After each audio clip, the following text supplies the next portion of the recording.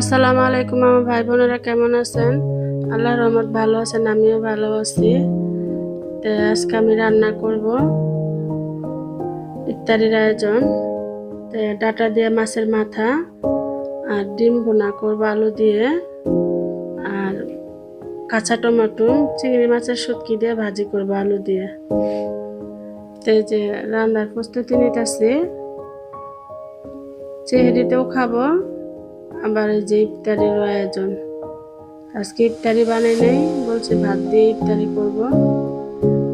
তা আপনার ভাই বাসায় নাই, বাসা থাকে না, তো বলছি আমি একা ভাত দিয়ে ইফতারি করবো। তো এই যে মশলাটা আমি হাতে বাইটা নিছি, পাটা আদা রসুন পেস্ট আর কাঁচামরিচ, তা আমি এটাই করে রাখছি, যে দিয়ে দিলাম, ভালো করে কষিয়ে নেব মশলাটা। তা আমি বাটা ছাড়া খাই না, আমার ছেলের বউটা আবার একটু পছন্দ করে না, ঢাকার মানুষ তো বা একটু মশলাটা কম খায়।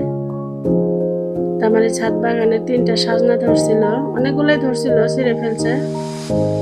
আমি ডাটা দিয়ে রান্না করবো ভাবছিলাম, ডাল দিয়ে রান্না করব, তো ঘরে ডাল নেই, তো এই যে আমি ডাটা দিয়ে ডাটার ভিতরে দিয়ে রান্না করতেছি। এরকম ভাবে খেয়ে দেখবেন আপনারা, বাটা মশলা দিয়ে তরকারিটা, কাঁচামরিচ পেঁয়াজ রসুন জিরা, অনেক ভালো লাগে তরকারিটা, দেখতে অনেক সুন্দর লাগে। আর নিজের গাছের জিনিস হলে তোর কোনো কথাই না। তো ডাটাগুলো আমি যে পাশের আমার যেখানে লাগাই, ওখান থেকে কিনে আনছি টাটকা গুলা ডাটা। একটা আলু দিয়ে নিয়ে নিলাম, সজনা দিলাম,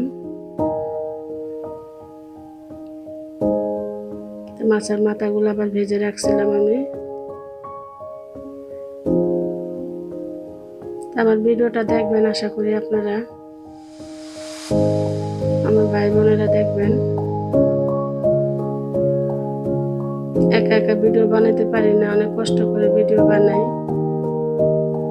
এই যে মাছের মাথাটা, এটা ভেজে রাখছিলাম আমি এক সাইডে।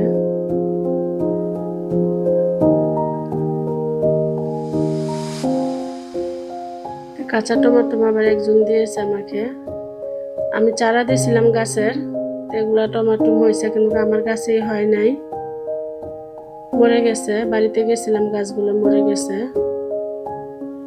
একবার পাকা টমেটো দিছিল, আর একবার এই যে কাঁচা টমেটো দিছে।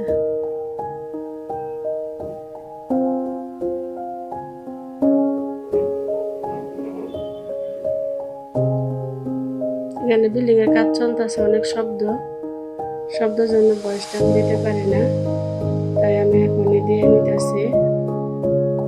এটা কালকের ভিডিও ছিল, শব্দের জন্য দিতে পারি না। আর বিল্ডিং এর কাজ তো অনেক শব্দ হয়, একটু বড় শোয়াও যায় না। আমার নাতিনটা ঘুম আসলে উঠে যায়, অনেক শব্দ। আবার গরু থাকে নিচে।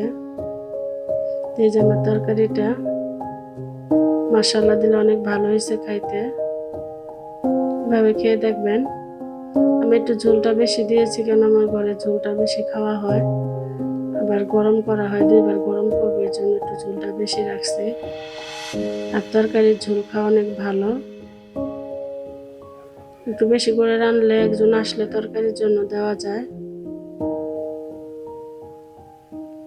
এই যে আমার তরকারিটাকে কেমন হলো, আমি এবার যে আলুগুলা ডিম দিয়ে রান্না করব বলছিলাম, এই যে আলুগুলা এইভাবে আমার ছেলে আবার পছন্দ করে, আমার বোনের ছেলেও পছন্দ করে। এটা ভোরাত্রের জন্য পাক করতেছি, এইভাবেও খেয়ে দেখবেন, এইভাবেও খেলে অনেক ভালো লাগে। আগে তো আমি কুচি কুচি করে খাইতাম, এখন এইভাবেই বেশি রান্না করি।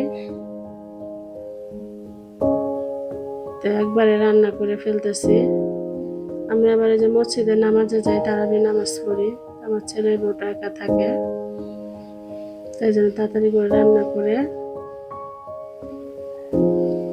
ইফতারি খেয়ে একটু পরে আমি চলে যাই মসজিদে।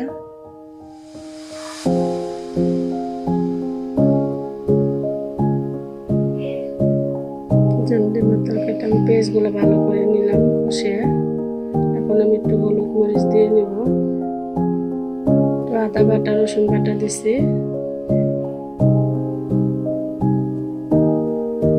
পরিমাণ মতোই দিলাম হলুদ মরিচ। ভালো করে কষিয়ে নেব মশলাটা।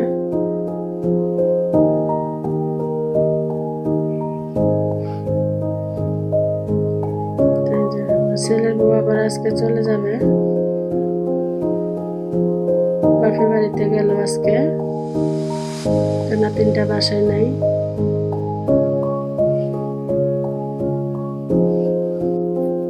ভালো করে আলুটা ভেজে রাখছি আমি, এখন ভালো করে কষাই নিতেছি।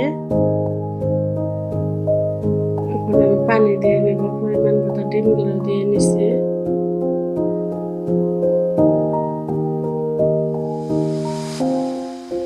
এই যে কষিয়ে ভালো করে পানি দিয়ে নিলাম পরিমাণ মতো। যখন আমি ডিমগুলো দিয়ে নেব,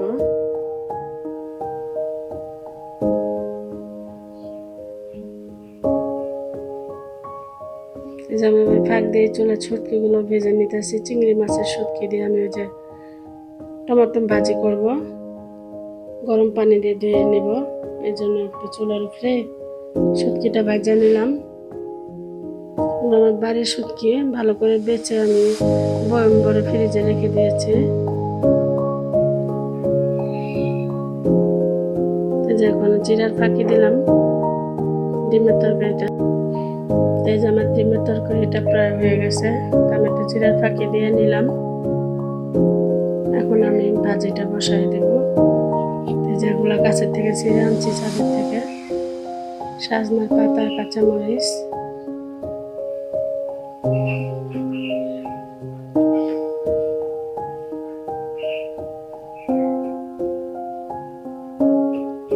তরকারিটা কিরকম হলো। আমি ডিমের তরকারি এভাবেই খাই। এখন আমি ভাজিটা বসাই দেব।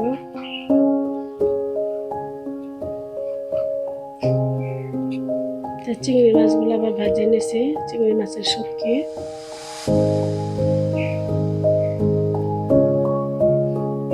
এই যে চিংড়ি মাছের শুটকিগুলো গরম পানি দিয়ে ধুয়ে নিয়েছি ভালো করে।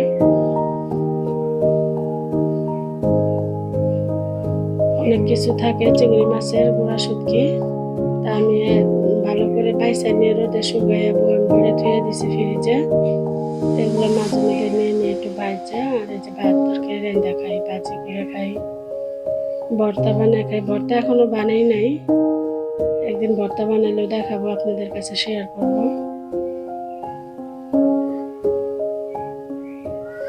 রোজার ভিতরে তো বেশি কিছু খাওয়া যায় না, একটু লবণ দিয়ে নিলাম হালকা করে।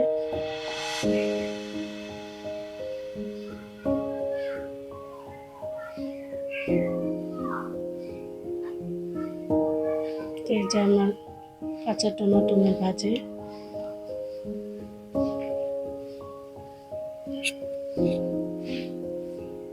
কাঁচা টমেটো বেশিরভাগ ভাজি করে খাইলে ভালো লাগে বেশি, তরকারিও খাওয়া যায়, কিন্তু ভাজিটাই আমার থেকে ভালো লাগে। আমি আবার একটু সুন্দরের জন্য সজনা পাতা দিলাম।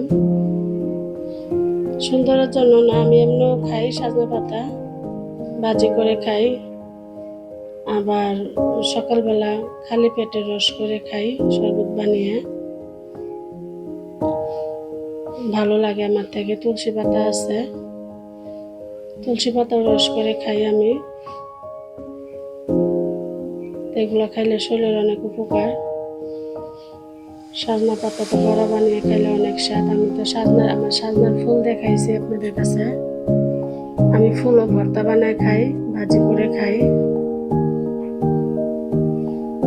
আমার 2-3টা ছোট্ট গাছ, ছোট ঠালি লাগাইছিলাম, তারপরে আল্লাহর রহমত এখানেই হয়, 2-3টা করে যাই হয়, আলহামদুলিল্লাহ আমি খাই। এবার অনেকগুলাই সজনা ধরছিল, ছাদে যে অনেকজন কাপড় লাড়তে যায়, ছিঁড়ে ফেলে, ছোট মানুষ না করা যায় না, কখন ছিঁড়ে জানি না। 3টা না 4টা ধরছিল, একটা পয়সা গেছে, আর 3টা ভালো আসছিল। এগুলো তুলে আনছি। আর বিকালে মিষ্টি আলু তুলবো, আমার ছাদ বাগানের মিষ্টি আলু দেখাবো আপনাদেরকে, শেয়ার করবো। এই যে আমার বাজিটা কিরকম হলো জানাবেন, আমার পাশে থাকবেন, লাইক শেয়ার দিবেন। ভালো থাকবেন আপনারা সবাই। রমজানের মাস তো চলে গেল, 26 রোজা চলে গেল। আজকে এই পর্যন্তই, ভালো থাকবেন। আসসালামু আলাইকুম।